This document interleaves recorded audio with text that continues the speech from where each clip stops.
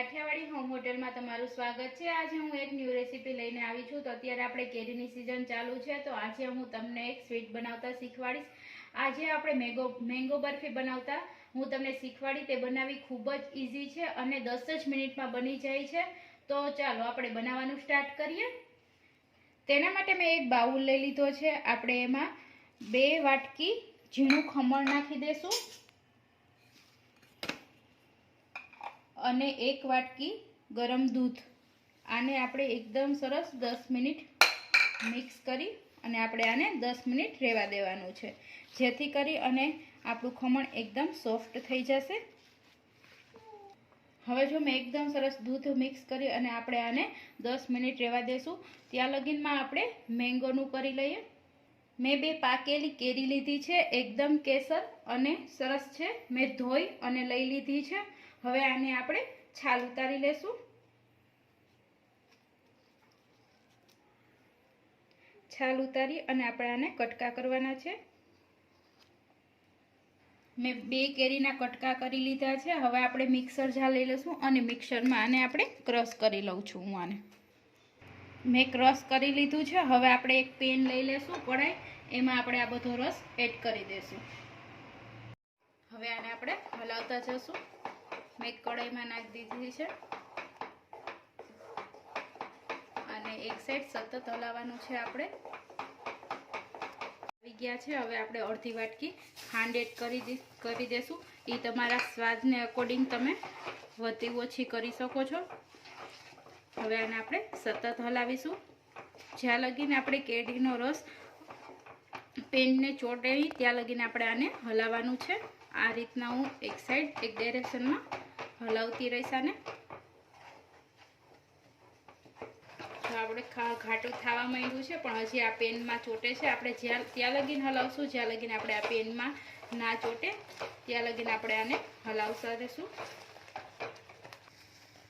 જો જોઈ શકો છો આ રીતના ઘટ થઈ ગયું છે અને આ રીતના પેનમાં પણ નથી ચોટતું। હવે આપણે જે ટોપરાનું ખમણ આપણે એને રાખ્યું હતું પલાળીને તે આપણે આમાં એડ કરી દઈશું। અત્યારે જો એકદમ સરસ નરમ થઈ ગયું છે।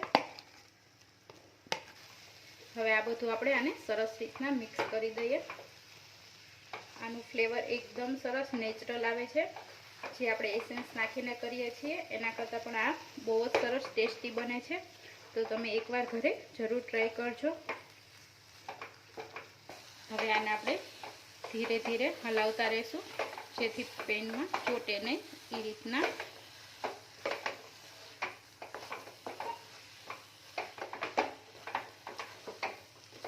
એકદમ ઢીલું લાગે છે, આપણે કઠણ થઈ જાય ત્યાં લગીને આને હલાવીશું। દૂધ બળી જાય ત્યાં લગીને આપણે આને હલાવીશું। જો એકદમ સરસ ઘટ થઈ ગયું છે, આપણું દૂધ બધું બળી ગયું છે। હવે આપણે આને જોશું આ રીતના થોડુંક લઈ,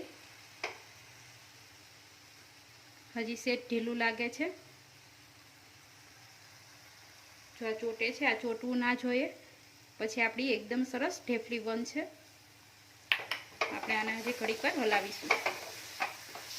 હવે આપણે આ પેનમાં નથી ચોટતું, અત્યારે આપણે હવે મિલ્ક પાવડર એડ કરીશું।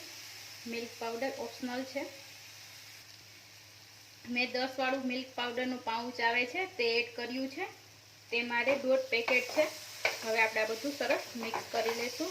અત્યારે તમારે એલાયચી પાવડર એડ કરવો હોય તો કરી શકો છો, હું નથી કરતી। હવે આપણે પ્લેટ લઈ અને ચેક કરી લેશું। જો આ રીતનું હવે પ્લેટમાં ચોટતું નથી, આ રીતનું ટેક્સચર થઈ જવું જોઈએ ગોળ। આ આપણે એકદમ સરસ ઢેફલી થઈ જશે, જો તમે જોઈ શકો છો। હવે હું આને નીચે ઉતારી લઉં છું। નીચે ઉતારી લીધું છે। હવે આપણે આમાં 1 ટીસ્પૂન ઘી એડ કરી અને આને સરસ આપણે મિક્સ કરી લેશું અને હલાવી લઈશું। ઘી આપણે નીચે ઉતારીને જ એડ કરવાનું છે। સરસ મિક્સ થઈ ગયું છે। હવે આપણે મેં એક ઢેફલી પાડવા ચોરસ ડીશ લઈ લીધી છે, તેમાં આપણે બધું એડ કરી દઈશું। જો આમાં મેં બધું લેયર એડ કરી દીધું છે। હવે આને આપણે સરસ રીતના સેટ કરી દઈશું। આ રીતના ચમચાની મદદથી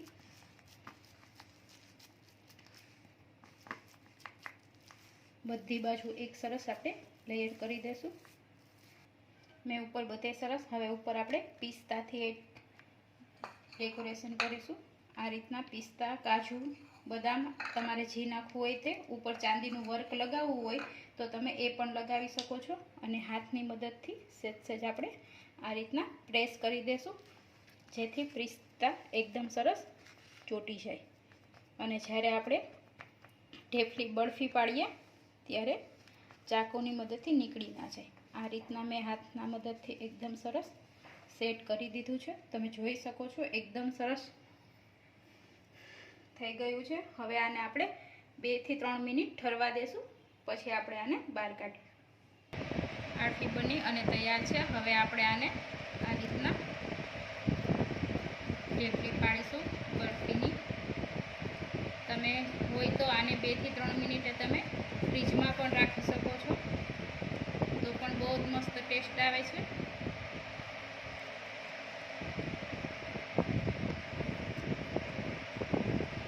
આ રીતના આપણે બધી પાડી અને હું તમને એક કાઢી અને બહાર બતાવીશ. હા, હું તમને એક બરફી કાઢી અને બતાવીશ. જો એકદમ સરસ, જો આ તમે જોઈ શકો છો એકદમ સરસ આપણી બરફી તૈયાર છે. એકદમ સરસ સ્પોચ અને સોફ્ટ બની છે અને ખાવાની પણ એકદમ સરસ મજા આવે છે. તો હવે આપણે ડીશમાં સર્વ કરીશું.